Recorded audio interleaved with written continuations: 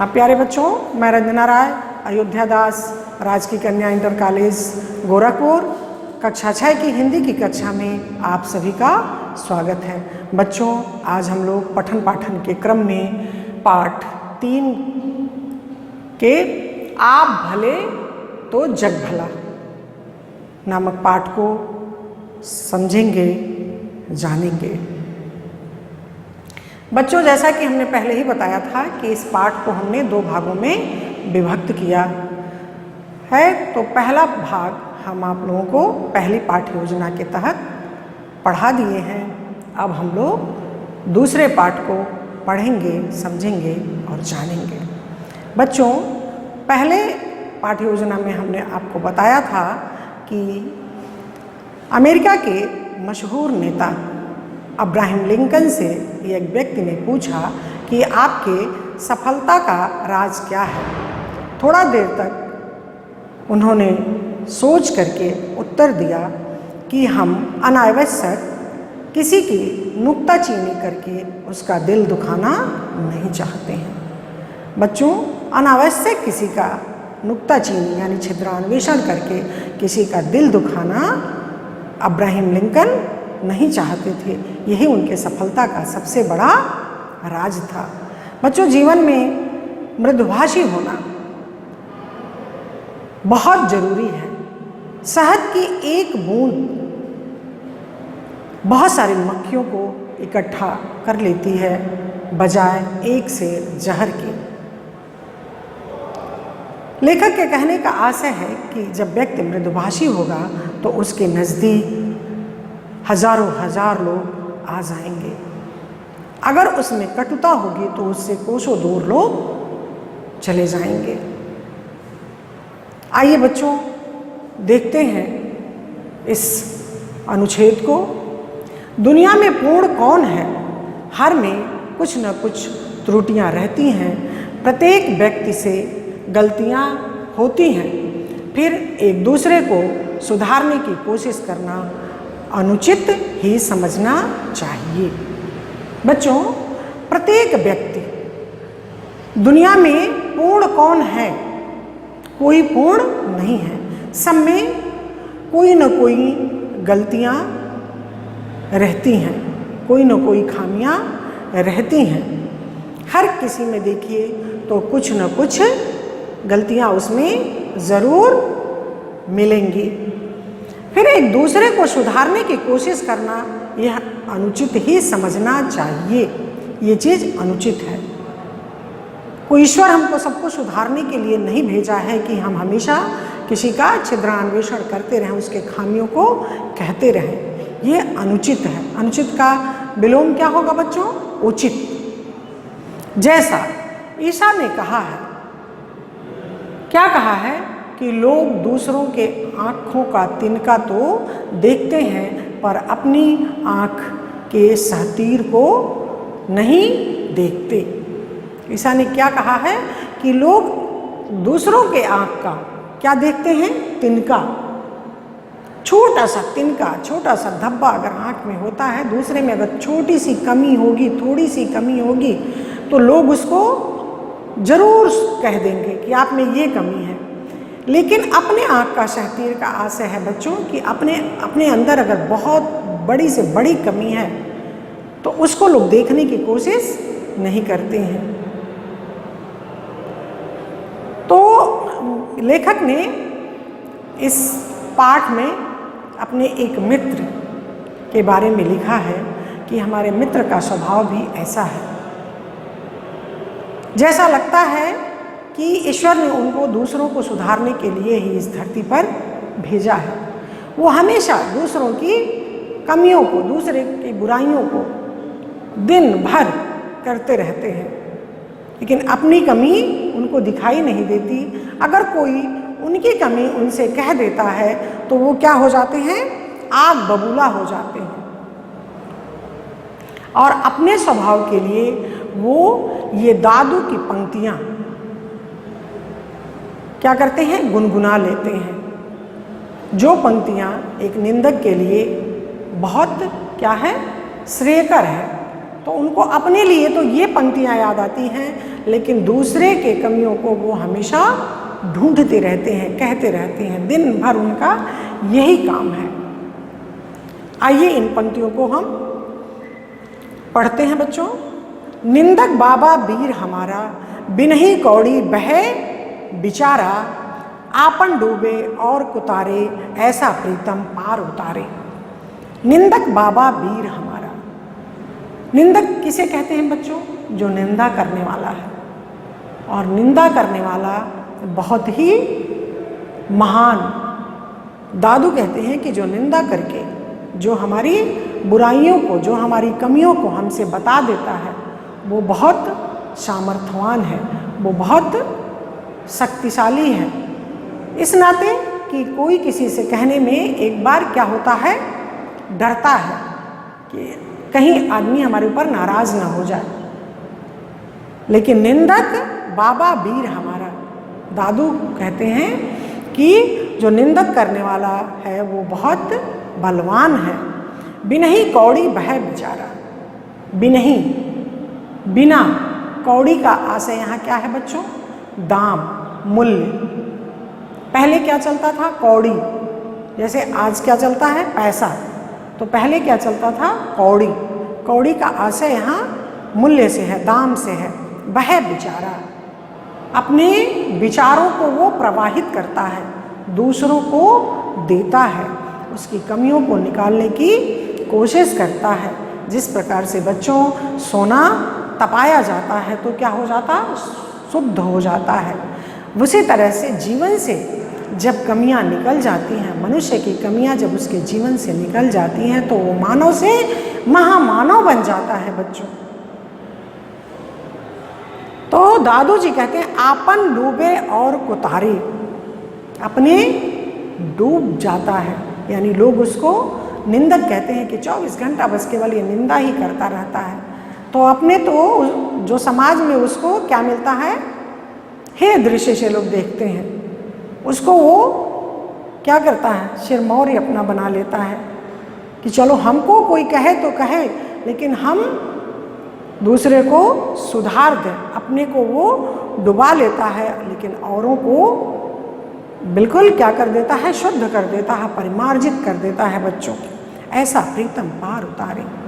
और ऐसा प्रीतम, ऐसा निंदा करने वाला जो है, उसे वो हमें भवसागर रूपी इस संसार से क्या करता है? पार उतार देता है। इस भवसागर रूपी संसार से पार उतारने का आशय ये है बच्चों कि अगर हमारे अंदर गलतियां रहेंगी तो हम निश्चित ही इस संसार में घूम घूम के उसी गलतियों के अंदर हम उलझे रहेंगे। लेकिन अगर हमारे अंदर से कमियां खत्म हो जाएंगी तो हम निश्चित ही इस मायावी संसार से मोक्ष की ओर अग्रसर हो जाएंगे बच्चों। मोक्ष के लिए हमारा जीवन जो है वो क्या हो जाएगा? शुद्ध हो जाएगा। निश्चित है कि अगर हम मानव से महामानव बने तो हमारा जीवन इस धरती पर आना सार्थक हो जाएगा बच्चों। आइए बच्चों, इस पाठ के आगे का सारांश हम बताते हैं आपको। एक बार सरदार पृथ्वी सिंह गांधी जी के पास आए और कहे कि हम हिंसा का मार्ग छोड़कर कि बापू हम आपकी शरण में आ गए हैं। बापू बहुत खुश हुए। बापू ने कहा बहुत अच्छा। बापू कहे कि सरदार जी हमारे सेवाग्राम में आपको रहना पड़ेगा। क्यों रहना पड़ेगा? कि हमारा सेवाग्राम जो है वो क्या है? एक प्रयोगशाला है। और वो प्रयोगशाला बच्चों कैसा प्रयोगशाला है? सैद्धांतिक नहीं, व्यवहारिक प्रयोगशाला। बापू ने कहा जो कहीं नहीं रुक पाता वो मेरे पास आता है और मैं उन सभी को जोड़ने में सीमेंट का काम करता हूँ। वो सीमेंट क्या है? हमारी अहिंसा, जिससे लोग जुड़ करके एक साथ एकजुट होकर के रहते हैं। तो आपको भी यहाँ सेवाग्राम में रहना पड़ेगा। पृथ्वी सिंह मुस्कुराए। वो बापू की बात को समझ गए और वहाँ रहने के लिए वो तैयार हो गए। बच्चों, अमेरिका के मशहूर लेखक इमर्सन की ये घटना याद आती है। लेखक लिखते हैं कि इमर्सन को गाय पालने का बड़ा शौक था। वो अपने मकान के बगल एक कुटी बना के गायों को उसी में रखते थे। एक दिन जोर से बारिश होने लगी। सभी गायें वो खींच करके कुटी में कर दिए, लेकिन एक बछड़ा वो कुटी में नहीं जा रहा था। दोनों तरफ से बाप बेटे मिल करके उसको खींच रहे थे। एक उनके घर में बूढ़ी नौकरानी थी, वो इस तमाशे को देख रही थी। फिर वो आई और बछड़े को सहलाया और फिर उसके मुंह में अपना अंगूठा डाला, और जैसे ही वो बूढ़ी नौकरानी कुटी में जाने लगी, बछड़ा उसके साथ साथ कुटी में चला गया। बच्चों, लेखक के कहने का आशय है कि आदमी ही नहीं, जानवर भी प्रेम की भाषा समझते हैं। वो बूढ़ी जो थी वो क्या कोई किताब पढ़ी थी, किसी कापी पर लिखी थी? नहीं, उनका भाव था। वो कौन सा भाव था बच्चों? प्रेम का भाव था। प्रेम के भरोसे वो उस बछड़े को लेकर के चली गई। बच्चों, 2.5 अक्षर प्रेम का पढ़े सो पंडित हो। जिस 2.5 अक्षर में संपूर्ण सार समाहित है बच्चों, जो इस भाषा को पढ़ लेता, समझ लेता और जान लेता है, वो दुनिया में अपने जीवन को सार्थक बना लेता है। बच्चों, ग्रीस के एक महान संत सुकरात ने लिखा है कि जो मूर्ख है वो अगर यह जानता है कि मैं मूर्ख हूँ तो वो सबसे बड़ा ज्ञानी है।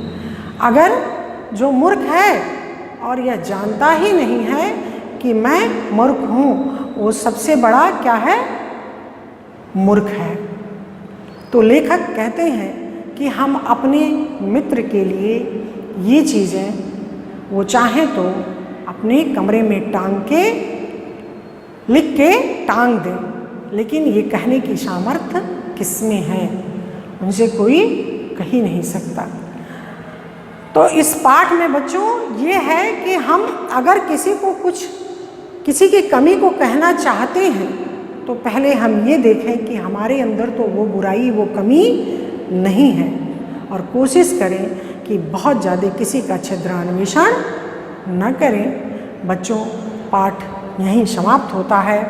हमने कठिन शब्द का अर्थ लिख दिया है। गस खाना, मूर्छित होना, खास, विशेष, ऐब, दोष, खोट या बुराई, अमल, व्यवहार, बर्ताव, व्यवहार, दादू भक्त, कालीन, कवि। ये कठिन शब्द का अर्थ है बच्चों, आप अपनी कॉपी में कर लीजिएगा। अब आते हैं हम गृह कार्य की ओर। नीचे दी गई पंक्ति का भाव स्पष्ट कीजिए। देखिए, ये पंक्ति है कि अगर आप हंसेंगे तो दुनिया आपका साथ देगी। बच्चों, इसका भाव हमने आपको बता दिया है, आप अपनी कॉपी में जरूर कर लीजिएगा। दूसरा प्रश्न है, गांधी जी अपने आश्रम को प्रयोगशाला, गांधी जी ने अपने आश्रम को प्रयोगशाला क्यों कहा है? गांधी जी ने अपने आश्रम को प्रयोगशाला क्यों कहा है? इसका उत्तर आप लिखिएगा। तीसरा प्रश्न है, निम्नलिखित मुहावरों का अर्थ लिखकर वाक्य प्रयोग कीजिए। टूट पड़ना, दुम हिलाना, दिल दुखाना। बच्चों, इन मुहावरों का अर्थ लिखिएगा और फिर इसका वाक्य प्रयोग कीजिएगा। आइए बच्चों, अब हम देखते हैं इस पाठ की संप्राप्ति।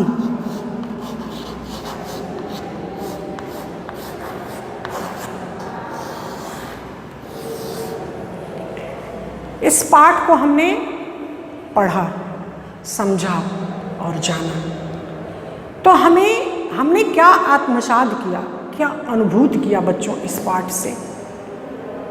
इस पाठ से हम लोगों ने ये अनुभूत किया बच्चों कि हमको दूसरे के विचारों का सम्मान करना चाहिए, सामने वाले का दृष्टिकोण समझने की कोशिश करना चाहिए।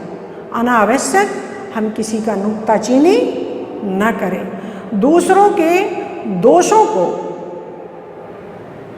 हम न देखें, उसमें जो अच्छाइयाँ हैं उसको हम क्या करें, आत्मसात करें, उसकी अच्छाइयों को हम अपने जीवन में ले लें।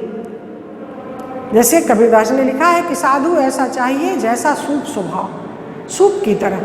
अगर कहीं कोई अच्छी चीज़ दिखाई देती है, किसी में अच्छी आदत दिखाई देती है, किसी में कोई अच्छाई दिखाई देती है, तो उसको हम तुरंत अपने जीवन में उतारने की कोशिश करें। अगर किसी में कोई बुराई है, किसी में कोई कमी है, तो उसको हम अपने जीवन में कभी ना आने दें। जैसे विद्यालय आने का ही भाव है बच्चों, तो हमको ठीक समय से विद्यालय आना चाहिए, समय से अपनी क्लास में, अपनी कक्षा में आकर के उस विषय की पढ़ाई हमको करना चाहिए। अगर कोई बच्चा घूम रहा है तो उसका हमें उस आदत को नहीं सीखना चाहिए बच्चों। अगर जिस बच्चे में अच्छी आदत है उसको हम अपने जीवन में उतार लें। ये इस पाठ से हमको प्रेरणा मिली है। प्रेम का व्यवहार, सहानुभूति का व्यवहार हमको दूसरों के साथ करते रहना चाहिए। दुनिया तब आपके साथ होगी, और अगर आप अनावश्यक किसी पर गुस्सा करेंगे, चिड़चिड़ाएंगे, तो इससे ये संसार आपके लिए नहीं है। आप किसी जंगल में चले जाइए जहाँ किसी से आपकी मुलाकात ही ना हो, वही आपके लिए हितकर है। तो हमें इस संसार में रहना है तो लोगों के दृष्टिकोण का भी हमें सम्मान करना चाहिए, दूसरे के विचारों का सम्मान करना चाहिए। बच्चों, अपने अंदर गुणों को धारण करना चाहिए। बच्चों, हमें आशा ही नहीं वरन पूर्ण विश्वास है कि इस पाठ से जो सीख आपने लिया, आप जीवन के जिस भी क्षेत्र में जाएंगे, अपने परिवार को, समाज को और राष्ट्र को इन भावनाओं से अभिसिंचित कर अपने भले होने का परिचय देते हुए आप अपना नाम, समाज का नाम, राष्ट्र का नाम रोशन करेंगे। बच्चों, धन्यवाद। पुनः फिर अगली पाठ योजना में हम मिलेंगे।